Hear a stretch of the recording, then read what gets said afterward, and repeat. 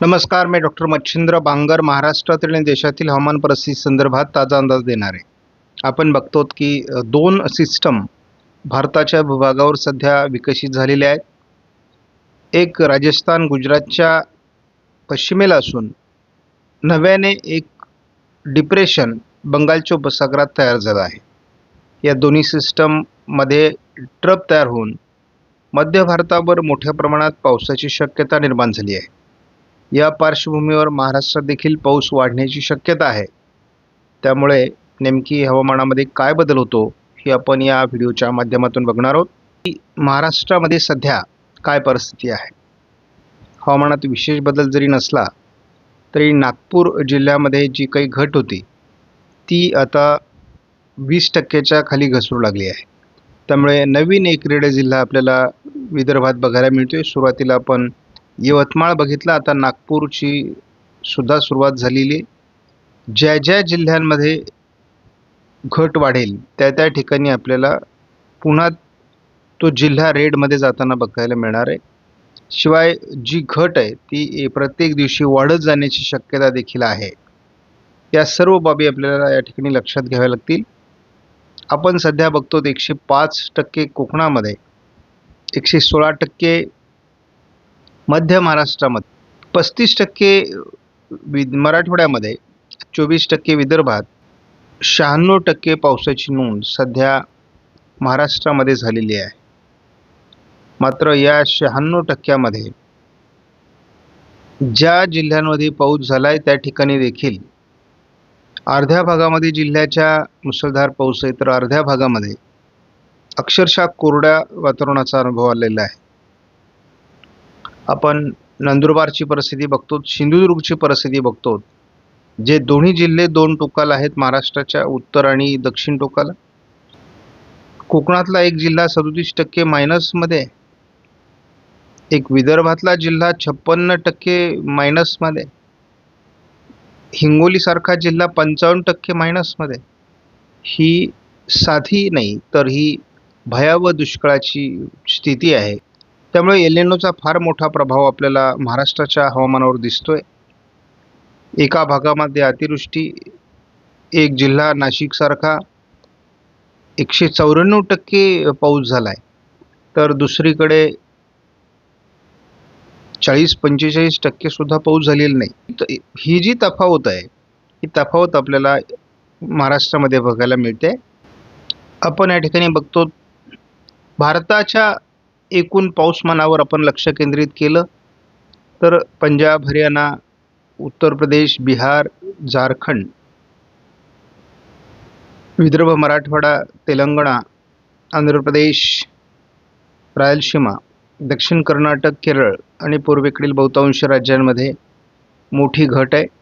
जरी आपण हिरव्या रंगामध्ये बाकी राज्य बघत असलो तरी बऱ्याच ठिकाणी 20%पेक्षा कमी घट आहे, म्हणून हे हिरवे आहेत. अन्यथा या ठिकाणी सुद्धा फार अनुकूल परिस्थिती नाही.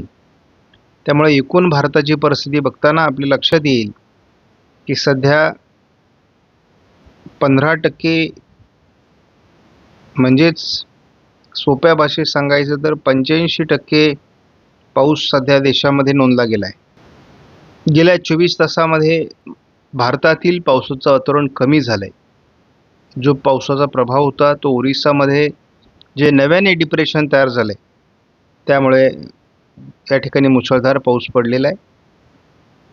विदर्भामध्ये, कोकणामध्ये आणि उत्तर महाराष्ट्र, थोडा तुरळक मराठवाड्यामध्ये पाऊस झालेला आहे. गुजरातच्या पूर्व भागामध्ये पाऊस झालेला आहे. त्यामुळे भारतात जरी तुरळक पाऊस असला तरी कोस्टल भागामध्ये, म्हणजे अगदी कर्नाटक, कोकण, गुजरात पूर्व भागामध्ये पावसाचं प्रमाण दिसतंय. कारण या दोन्ही ठिकाणी वेगवेगळ्या वादळी प्रणाल्या विकसित झालेल्या आहेत. बंगालच्या उपसागरात तयार झालेल्या डिप्रेशन संदर्भात या ठिकाणी भारतीय हवामान खात्याकडून खुलासा करण्यात आला आहे. बंगालच्या उपसागरात तयार होऊन ओरिसा, पश्चिम बंगाल यांच्या सीमेवरून छत्तीसगडकडे पुढे सरकण्याची शक्यता या डिप्रेशनची दाखवण्यात आलेली आहे. तसं महाराष्ट्रापासून फार दूरवरूनही जाण्याची देखील शक्यता आहे. आज 27 तारखेला पावसाचा अंदाज भारतीय हवामान खात्याकडून पूर्णपणे बदलण्यात आलेला आहे. छत्तीसगड, ओरिसामध्ये रेड अलर्ट, तर महाराष्ट्राच्या सर्व भागात पावसाचा अंदाज देण्यात आला आहे. त्यामध्ये घाटमाथ्यावर आणि कोकणात ऑरेंज अलर्ट आहे. बाकी ठिकाणी येलो अलर्ट आहे. दक्षिण भारतात पाऊस वाढतोय. पुन्हा एकदा 28 तारखेला भारतामध्ये पावसाचं प्रमाण वाढत असल्याची माहिती या ठिकाणी उपलब्ध झाली आहे. पूर्व भारत, मध्य भारत, उत्तर भारत, दक्षिण भारत या ठिकाणी पावसाचं प्रमाण वाढतं आहे. विदर्भामध्ये उद्या 28 तारखेला ऑरेंज अलर्ट देण्यात आला आहे. 29 तारखेला उत्तर भारतातील अनेक राज्यांमध्ये ऑरेंज अलर्ट आहे. दक्षिण भारत, मध्य भारतामध्ये पावसाचं प्रमाण वाढताना दाखवण्यात आले. महाराष्ट्रामध्ये 28 प्रमाणेच 29 तारखेला सर्व महाराष्ट्रात पावसाचा अंदाज आता व्यक्त करण्यात आला आहे. 30 तारखेला पुन्हा एकदा मराठवाड्यातील पावसाचं प्रमाण कमी होऊन उर्वरित महाराष्ट्रात पावसाची शक्यता व्यक्त करण्यात आली आहे. पुन्हा एकदा आपण बघतो, विदर्भ मराठवाड्यातील पाऊस कमी होऊन उत्तर भारतामध्ये, मध्य भारतामध्ये, पश्चिम भारतामध्ये, पूर्व भारतामध्ये पाऊस वाढतोय.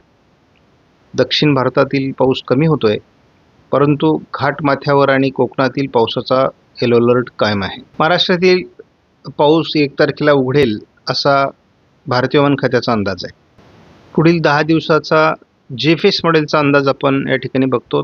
तुरळक अशा प्रकारचा पाऊस विदर्भ, मराठवाडा, उत्तर महाराष्ट्र, मध्य महाराष्ट्र, पश्चिम महाराष्ट्र स्थानिक स्वरूपातला पाऊस होणार आहे. विशेष प्रभाव नसेल. कोकणात मात्र पावसाचं प्रमाण अधिक राहू शकतं. 28 तारखेला विदर्भ, मराठवाड्यात पावसाचं प्रमाण वाढू शकतं. दक्षिण कोकणात पावसाचं प्रमाण वाढण्याचा अंदाज या डिप्रेशनमुळे देण्यात आला आहे. त्यामुळे विदर्भ, मराठवाड्यात 29लाही पावसाची शक्यता आहे. दुष्काळी पट्ट्यामध्ये दक्षिण कोकणातही पाऊस दाखवण्यात आला आहे. पावसाचा प्रभाव मराठवाडा, विदर्भामध्ये आणि दक्षिण कोकणात 30 तारखेला असण्याची शक्यता आहे. हा पावसाचा प्रभाव हलक्या स्वरूपात विदर्भ, मराठवाड्यामध्ये 31लाही असण्याची शक्यता आहे. पावसाचं प्रमाण केवळ पूर्व विदर्भ आणि कोकण असं हलक्या स्वरूपात 1 तारखेला असू शकतं, परंतु 2 तारखेपासून महाराष्ट्रातला पाऊस पुन्हा एकदा उघडण्याच्या मार्गावर आहे. कोकणात हलका ते मध्यम पावसाची सरी एखाद दुसऱ्या ठिकाणी होऊ शकतात. आज 27 तारखेला महाराष्ट्रामध्ये सर्वदूर पावसाची शक्यता आहे. हा ECMWF मॉडेलचा अंदाज. कोकणामध्ये पावसाचं प्रमाण आणि पूर्व विदर्भात पावसाचं प्रमाण अधिक असू शकतं. त्यामुळे दुष्काळी पट्ट्यामध्ये आज पहिल्यांदा आपल्याला जोरदार पावसाची शक्यता दिसते. उद्या 28 तारखेला मोठे पाऊस मराठवाडा, पश्चिम महाराष्ट्र, विदर्भ, उत्तर महाराष्ट्र, कोकण राहण्याची शक्यता आहे. घाटमाथ्यावर देखील हा पाऊस प्रभाव असेल. 29 तारखेला कोकणातील पावसाचा प्रभाव थोडा दक्षिणेकडे असेल, परंतु मुख्य पावसाचा प्रभाव हा विदर्भामध्ये आहे. अमरावती, वर्धा, नागपूर, भंडारा, गोंदिया, चंद्रपूर, गडचिरोली, यवतमाळ, वर्धा, वाशिम, हिंगोली, नांदेड, परभणी, लातूरपर्यंत याचा प्रभाव राहण्याची शक्यता आहे. उत्तर भारतात जळगाव, अकोल्यापर्यंत पावसाचा प्रभाव राहू शकतो, जालन्यापर्यंत. इकडे रत्नागिरी, सिंधुदुर्गमध्ये किंवा रायगडमध्ये पावसाचं प्रमाण राहू शकतं. मात्र एक महत्त्वाचा जो भाग आहे हा मात्र या ठिकाणी कमी पावसाचा दाखवण्यात आला आहे.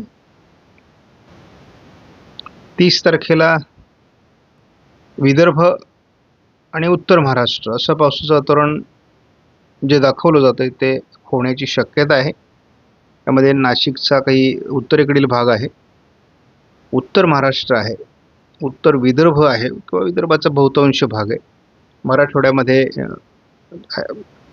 जालना आणि छत्रपती संभाजीनगरचा समावेश आहे, हिंगोलीचा समावेश आहे, परभणी, बीडचा थोडा भाग आणि नांदेडपर्यंत त्याचा प्रभाव राहण्याची शक्यता आहे. 31 तारखेला याचा मुख्य प्रभाव हा उत्तर महाराष्ट्रात असण्याची शक्यता आहे, नाशिक जिल्ह्यात असण्याची शक्यता आहे. त्यामुळे 31 तारखेला जो उत्तर महाराष्ट्रामध्ये पाऊस होणार आहे तो मोठ्या स्वरूपात असेल आणि दुष्काळी प्रभाव या ठिकाणचा किती कमी होतोय ते आपल्याला बघणं आवश्यक आहे, कारण ही एकमेव अशी सिस्टम आहे जी दुष्काळी भागावर परिणाम करणार आहे. 1 तारखेपासून या सिस्टमचा प्रभाव महाराष्ट्रावरचा जरी कमी झाला तरी विदर्भात, मराठवाड्यात, उत्तर महाराष्ट्रात स्थानिक स्वरूपाचं वातावरण राहील. कोकणात हलक्या सरींची शक्यता राहील. 2 तारखेला विदर्भ आणि कोकण असं पावसाळी वातावरण राहण्याची शक्यता आहे. 3 तारखेला वातावरणात बदल दाखवण्यात आला आहे. यापूर्वी 3 तारखेला उघडीप दाखवण्यात आलेली होती. मात्र आता पुन्हा एकदा विदर्भामध्ये, उत्तर मराठवाड्यामध्ये, उत्तर महाराष्ट्रामध्ये, कोकणामध्ये पावसाची शक्यता दाखवण्यात आली. इतर ठिकाणी स्थानिक वातावरण आहेच. 4 तारखेला देखील पावसाचे स्थानिक वातावरण आहे. मग ते मध्य महाराष्ट्र, अहिल्यानगर, बीड, उत्तर सोलापूर, लातूर, धाराशिव, पुणे पूर्व, विदर्भात देखील पूर्व भागामध्ये याचा प्रभाव आहे. कोकणात प्रभाव आहे. 5 तारखेला किरकोळ वातावरण असेल स्थानिक स्वरूपातलं मराठवाड्यामध्ये. कोकणामध्ये मात्र वातावरण राहील. 6 तारखेला मात्र आपण बघतो पूर्व मराठवाडा आणि विदर्भामध्ये स्थानिक वातावरण आहे. कोकणात हलक्या सरींची शक्यता कायम आहे. पावसाचा जोर नाही. 7 तारखेला विदर्भाच्या काही भागात नव्याने एक सिस्टम विकसित होईल, परंतु तिचा प्रभाव महाराष्ट्रावर फारसा असणार नाही. केवळ विदर्भाचा भाग आहे. कोकणात हलक्या सरींची शक्यता आहे. म्हणजे या ठिकाणी स्पष्ट होते की ऑगस्टचा पहिला आठवडा किरकोळ पावसाचा आहे. 8 तारखेला पूर्व विदर्भ, कोकण असं हलकं वातावरण आहे. 9 तारखेला मात्र कोकणात पुन्हा एकदा पावसाचा प्रभाव वाढणार आहे. विदर्भात स्थानिक वातावरण आहे. विशेष प्रभाव नाही. आपण 9 आणि 10 तारखेला एक हवामानातला बदल बघतो आणि तो बदल असा आहे की आपल्याला कोकणामध्ये मुसळधार पावसाची शक्यता वाढते. घाटमाथ्यावर मुसळधार पावसाची शक्यता वाढते. अंतर्गत महाराष्ट्रात मात्र फारसा प्रभाव दाखवण्यात आलेला नाही. आपण डिप्रेशनचा झटपट मार्ग बघूयात. या ठिकाणी आपल्याला स्पष्ट दिसतंय की डिप्रेशन जसं भूभागावर येईल तसा याचा प्रभाव कमी होईल. म्हणजे ते कमी दाबाच्या स्वरूपामध्ये पुढे सरकणार आहे. थोडं महाराष्ट्राच्या उत्तरेकडून घासून ते पुढे सरकतंय. जसं ते महाराष्ट्राच्या जवळ येईल तसं अरबी समुद्रातील वाऱ्यांचा प्रभाव वाढल्यामुळे थोडं पावसाचं प्रमाण देखील वाढू शकतं असा अंदाज आहे. परंतु मला प्राथमिक अंदाजानुसार याचा उत्तर महाराष्ट्रामध्ये 31 तारखेला अधिक प्रभाव पडेल असं स्पष्ट जाणवतं आहे. आणि त्यानंतर मात्र 1 तारखेपासून हे बऱ्यापैकी संपुष्टात देखील येऊ शकतं, कारण विशेष प्रभाव त्याचा दिसत नाही. आपण या ठिकाणी बघतो की पुढील कालावधीमध्ये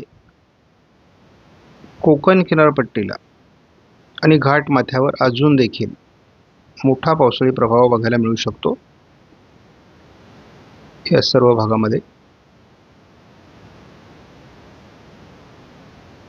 त्यामुळे अजूनही या भागात पाऊस होईल. तसं या भागात देखील आपल्याला चांगल्या पद्धतीचं वातावरण दाखवण्यात आलेलं आहे. हे स्थानिक स्वरूपाचा चांगला पाऊस दरम्यान होऊ शकतो. परंतु एकूण जर बघितलं आपण तर उत्तर महाराष्ट्रातील जिल्हे आणि कोकण, फार तर थोडं पूर्व विदर्भाचा भाग, या ठिकाणी अतिवृष्टीची शक्यता दाखवण्यात आलेली आहे. आज दिवसभरामध्ये उत्तर महाराष्ट्र, विदर्भ, मराठवाडा, मध्य महाराष्ट्र, पश्चिम महाराष्ट्रात जोरदार पावसाची शक्यता व्यक्त करण्यात आलेली आहे. कारण डिप्रेशनकडे जे काही बाष्पयुक्त वारे अरबी समुद्रातून खेचले जातात त्यामुळे ही पावसाची परिस्थिती निर्माण होणार आहे. त्यामुळे आज महाराष्ट्राच्या बऱ्याच भागात पाऊस होऊ शकतो, विशेष करून दुष्काळी भागामध्ये. उद्या देखील दुष्काळी भागामध्ये महाराष्ट्रात मोठं परिवर्तन बघायला मिळू शकतं. मोठे पाऊस काही भागामध्ये अपेक्षित आहेत आणि विशेष म्हणजे हे मेघगर्जनेसह पाऊस होणार आहे.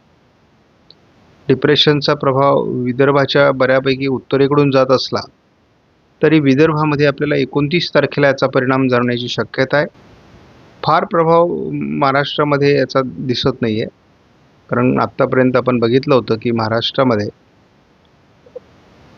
बऱ्यापैकी प्रभाव त्याचा जाणवेल. परंतु विदर्भानंतर 30 तारखेला हे बऱ्यापैकी मध्य प्रदेशमधून पुढे सरकत आहे. मात्र उत्तर महाराष्ट्रामध्ये याचा प्रभाव जास्त जाणवण्याची शक्यता आहे. जसं ते अरबी समुद्राच्या प्रभावाखाली येईल तसं आपल्याला